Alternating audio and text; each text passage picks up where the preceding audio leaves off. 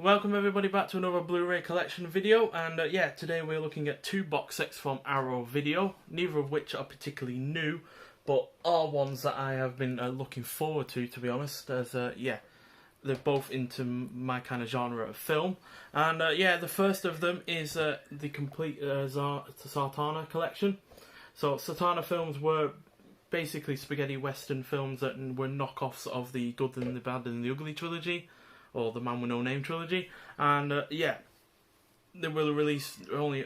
They started to be released, in fact, a few months only after The Good and the Bad and the Ugly came out, because that was a huge successful film. It made about $21.5 million, I think, in its first year or whatever. So yeah, massively successful film.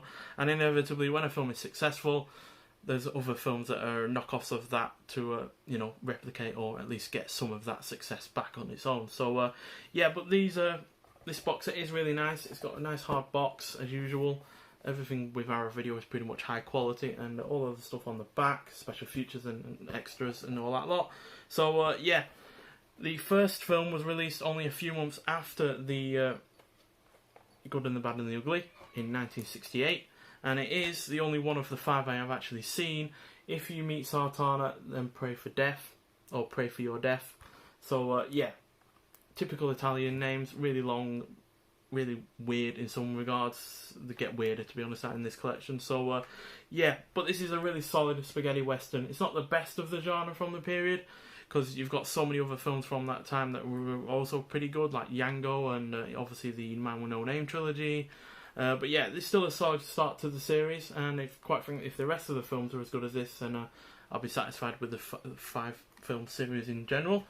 So yeah, then we had in 1969, I Am Sartana, Your Angel of Death, which kind of emphasises the way that the rest of the series goes, I think, because it's, from what I've read, the series has a supernatural element to it, and it's also got a hint of gadgetry as well to it, as well as sly, dry humour. And if you'll see there on those cars, it's got the kind of bladed, which I've read up on. That is one of his gadgets. He has numerous other gadgets apparently. So yeah, it feels like a mix between the spaghetti western genre, the James Bond series, and with a dash of horror or supernatural horror on top. So which kind of sounds like a weird mix, but I imagine it would work if given the right director. So yeah, the first film was only 96 minutes long, but this film is the longest of the series at 102 minutes long. But yeah, these films generally fly by because they're well paced and have a lot of action going for them. So yeah, really looking forward to that. And the third film, one of three, released in 1970, and this was released in August of 1970. And it's yeah, Sartana's Here, Trade Your Pistol for a Coffin. I think that's probably the weirdest title out of the lot, but that's all down to opinion, to be honest. And again, rated 15, and it is 93 minutes long, so substantially shorter than the other two. And yeah, seems to be going more into the supernatural with that title as far as I'm concerned, but yeah, I'm sure it's good. Actually, the original actor in those previous two was replaced by George Hilton in this one, who I've actually seen in The Case of the Scorpion's Tail, another Italian film, a giallo film in fact, from the 70s. So yeah, it'll be interesting to see if he's any good in that role. And the fourth film, also from 1970, October 1970 in fact, is Have a Good Funeral, My Friend, Sartana Will Pay. This is the only one rated 12, the rest are rated 15, so it might not well be all that violent in comparison, but yeah. But Gianni Garco made a return in this one after being away for the third film. So maybe the third film isn't all that good because the original actor came back. So yeah, or at least maybe the replacement actor wasn't all that good. So yeah, but then again, another weird title that is extremely long, and that is 91 minutes long. So that's shorter again than the other ones. And finally, also released in 1970, in December 1970, Light the Fuse, Sartana is Coming. By that title, it sounds like a bit more of an action-orientated film. You know, Light the Fuse, you know, like it's lighting the fuse to dynamite. And yeah, dynamite in spaghetti westerns is usually quite used in a spectacular way. If you've ever seen Duck You Sucker or also known as A Fistful of Dynamite, then yeah, you will know what I mean. But yeah, this is 99 minutes long, so it's the second longest of the lot. And yeah, GNR Garco is again in it. So yeah, he's in 4 of the 5 films. So yeah, it's going to be interesting to see how he makes his role different, or continues his role in those 4 films. And it also is really interesting to see what the replacement actor in the only other film is like in comparison. So yeah, all of these have been given a 2K restoration as well by our video. So yeah, I'm sure they will look really rather good. Spaghetti westerns generally do look really good. And yeah, I'm just going to read you a little bit of the back of the first one, because it kind of sums up what this series is like. So yeah, meet Sartana, a different breed of spaghetti western anti-hero. Unlike his predecessors, the Dusty Man with No Name of the Dollars trilogy, or the Mud Cake Django, which I've already mentioned, Sartana is a debonair type, but with an air of mystery. He dresses in a Count Dracula-like cloak, the supernatural element, as well as saying here, hinting at a spectral quality that also recalls comic strip figure Mandrake the Magician. I've never heard of that. And there's an air of James Bond, showing his taste for gadgetry as well as a dry sense of humour. So yeah, it also says, like the Man with No Name and Django, Sartana's adventures begin when he arrives in a small town rife with corruption. So pretty much goes from there, to be honest. So yeah, I'm really looking forward to seeing the rest of that series, to be honest, because I've been getting into my Italian films really quite a lot lately, especially my giallo films from the 70s, but I'm no stranger to spaghetti westerns as well. So yeah, I'm sure they'll be good. I hope they're good, because yeah, I did pay a fair bit for them. You know, not the full price, because the full price of the box set was $50, but I got it for about £28.50. So yeah, got it for a fair bit less, but it's still quite an expensive collection to buy when you've only seen one of them. But I am putting a lot of faith into the fact that our video generally don't release trash, and I did enjoy the first film, so yeah, hopefully it won't disappoint. But then second box set that I got is Gamera, the Showa era.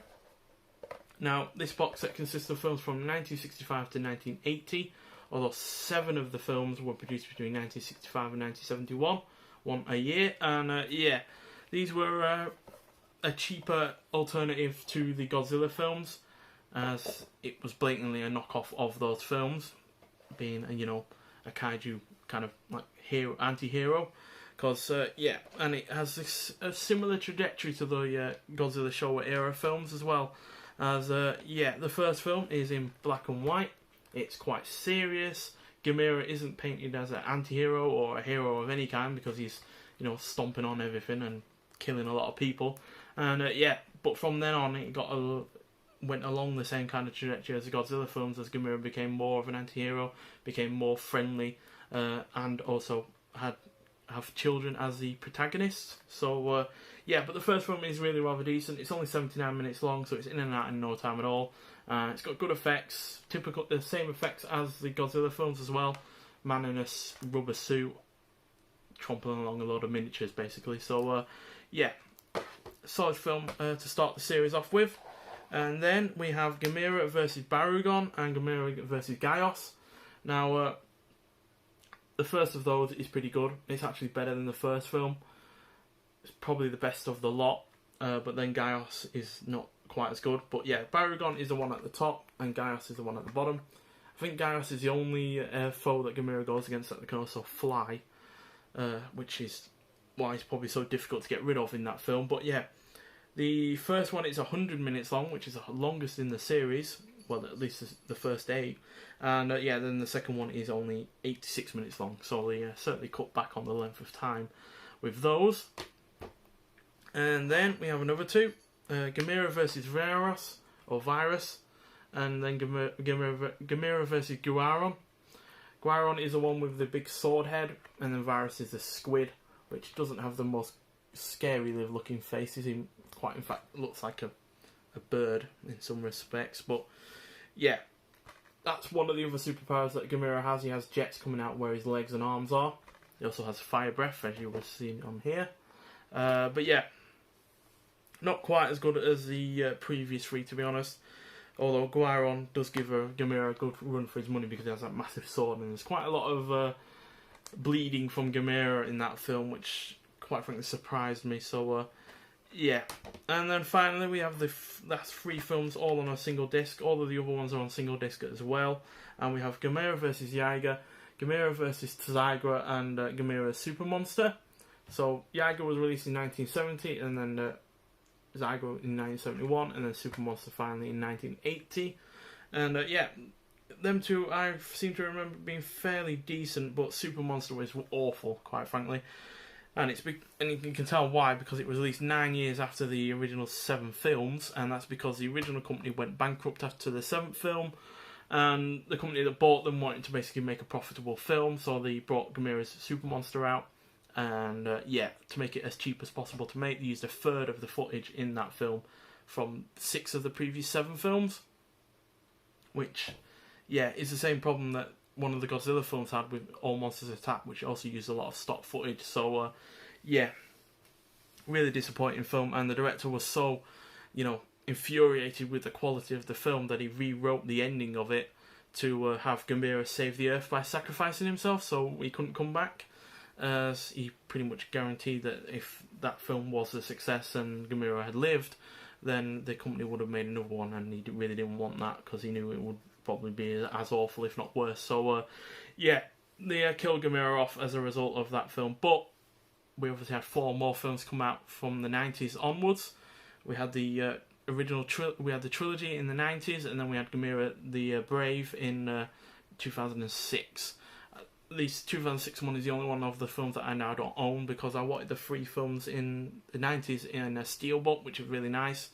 But unfortunately, the 4th film did not come with those 3 films. So, yeah, I'm gonna have to try and find it on its own. But considering it was also part of a box set, I'm unlikely to find it on its own, unfortunately. But to be honest, I didn't really much care for the 2006 film. It brought back the child protagonist aspect of the older films, which I wasn't particularly fond of.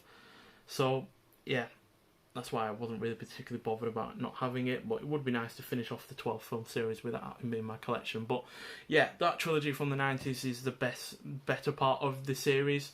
They're infinitely better than the rest of the first 8, and yeah, really are superb. Again, they are the ones that give the Godzilla films a run for their money, quite frankly. But yeah, still a nice box set. I wouldn't have bought it at full price, because it was originally 40, and I wouldn't have reported it at the sale price that it was going on, £28.50 either. But I got it at £18 because I had a tenner or so off it, thanks to it being my first purchase on Prime Day. So yeah, it was definitely a steal at £18, even just for the first 2 films, which I really rather like. So yeah, if you're into your kaiju films though, especially the cheesy and kind of like, silly kind, then yeah, the Gamera series will fulfill that, but they can't really hold a candle to the Godzilla films, especially with those first 8. But the 3 from the 90s certainly can. But yeah, nonetheless, thanks for watching.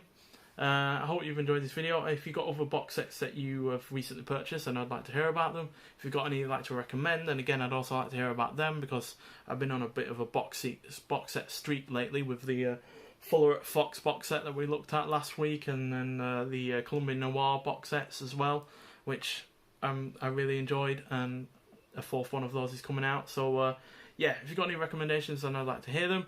But nonetheless, thanks for watching, and I'll see you in the next one. Bye.